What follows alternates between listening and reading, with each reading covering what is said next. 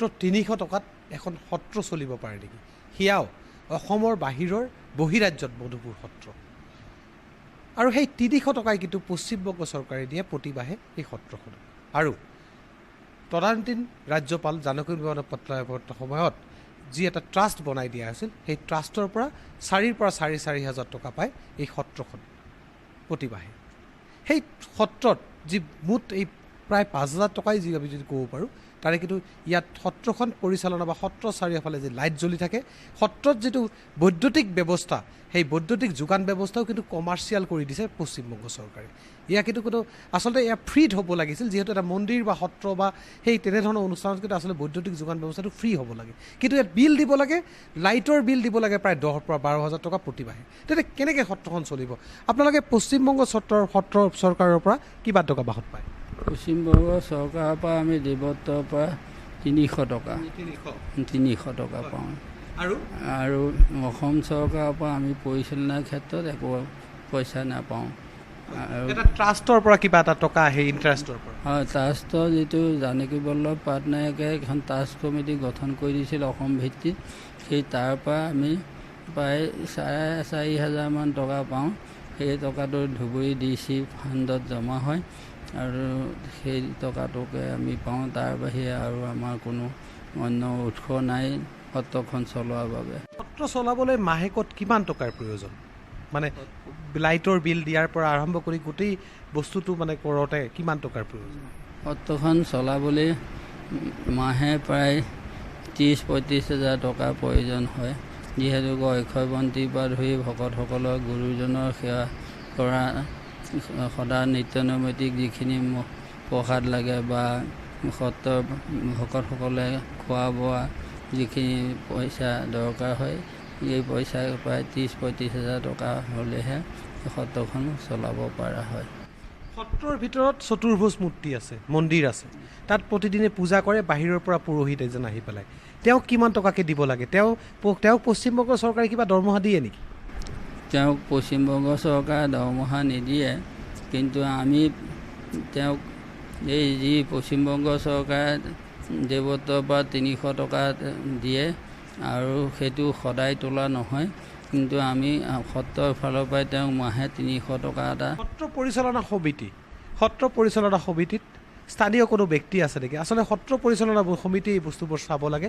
তেওঁলোকৰ ভূমিকাটো কি সত্ৰ পৰিচালনা? তেওঁলোকৰ ভূমিকা, তেওঁলোকে ইয়াত তেনেকুৱা অনুষ্ঠান কৰেহি আৰু তেওঁলোক আৰু সেই ইয়াত নাথাকে, তেওঁলোক গুৱাহাটীত থাকে, গতিকে তেওঁলোকে সেই পৰিচালনাটো তেনেকেই হয়। বহিৰাজ্যত এখন সত্ৰ আমি প্ৰথমেই উল্লেখ কৰিছোঁ, নানা সুবিধা আছে, কিন্তু সকলোকে ডাঙৰ যিটো অসুবিধা আজিৰ তাৰিখত দেখা গৈছে সত্ৰ পৰিচালনা যি সমিতি আছে সেই পৰিচালনা সমিতিক লৈ। কাৰণ সেই পৰিচালনা সমিতিত দেখা গৈছে গুৱাহাটী বা বৰপেটা নলবাৰী অঞ্চলৰ মানুহ বেছি, আৰু সেই আমাৰ স্থানীয় কোনো মানুহ ধুবুৰী, গৌৰীপুৰ, গোলকগঞ্জ, পাৰ্শ্বৱৰ্তী ছাগলীয়া বা কোচবিহাৰৰ স্থানীয় কোনো মানুহৰ এই সত্ৰ পৰিচালনাৰ ক্ষেত্ৰত কোনো ধৰণৰ পৰিচালনা সমিতিত তেওঁলোকে অন্তৰ্ভুক্ত নোহোৱাৰ ফলত সত্ৰ পৰিচালনাৰ ক্ষেত্ৰত কিন্তু নানা ধৰণৰ অসুবিধা আহিছে।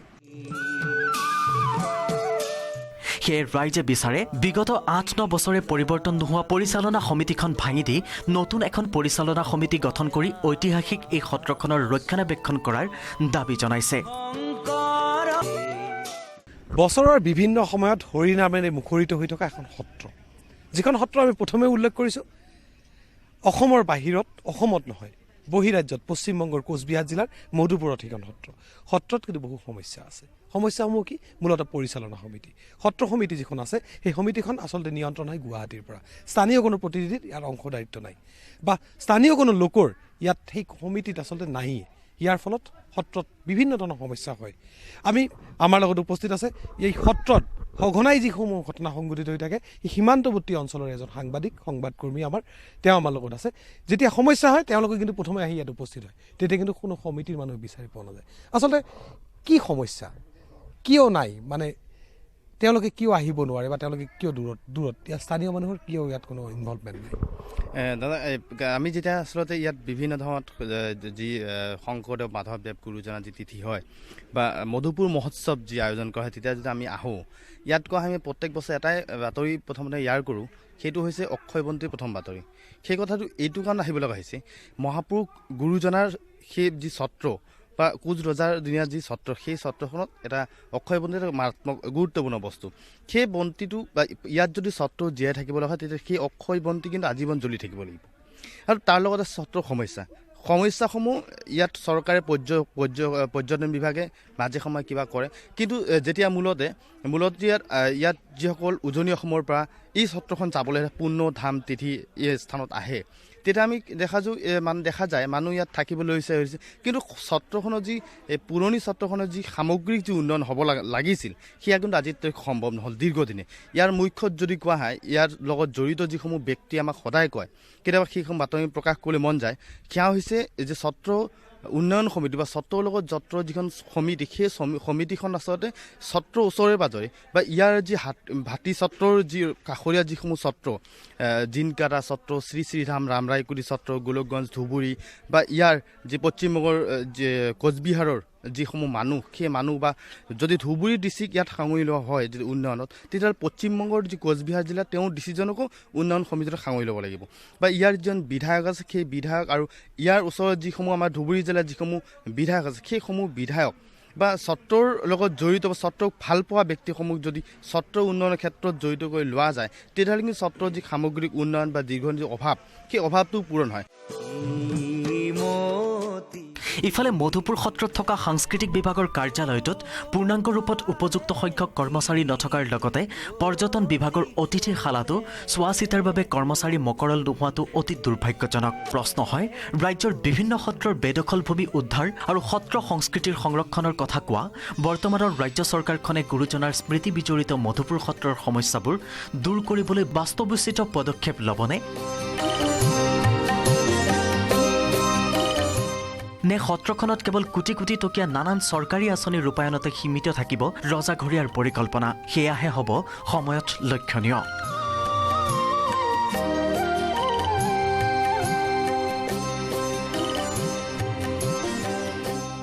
ধুবুৰীৰ পৰা কেমেৰা পাৰ্চন ৰাজা শৰ্মাৰ সহযোগত জ্যোতিৰ্ময় চক্ৰৱৰ্তীৰ report news 18 Assam north east